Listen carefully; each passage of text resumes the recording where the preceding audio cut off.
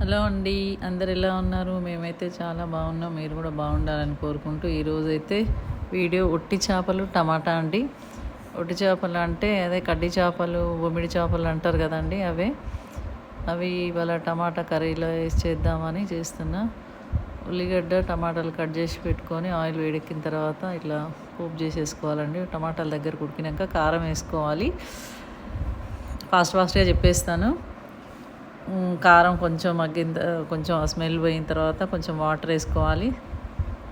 Water వేసుకొని కలుపుకోవాలండి. కలిపి కొద్దిగా ధనియాల పొడి, చేపలు వేసుకొని కొత్తిమీర, ధనియాల పొడి అవన్నీ వేసుకున్న తర్వాత కలిపి కొంచెం సేపు సిమ్లో పెట్టి మగ్గనివ్వాలండి. ఫైనల్గా వేడి వేడి టమాటా ఒట్టి చేపల కర్రీ రెడీ అండి. ఇది ఎంతమందికి ఇష్టమో చెప్పండి కామెంట్లో. మాకైతే చాలా ఇష్టం. ఎమ్మీగా ఉంటుంది, చాలా బాగుంటుంది. టేస్ట్ కూడా బాగుంటుందండి, సూపర్గా.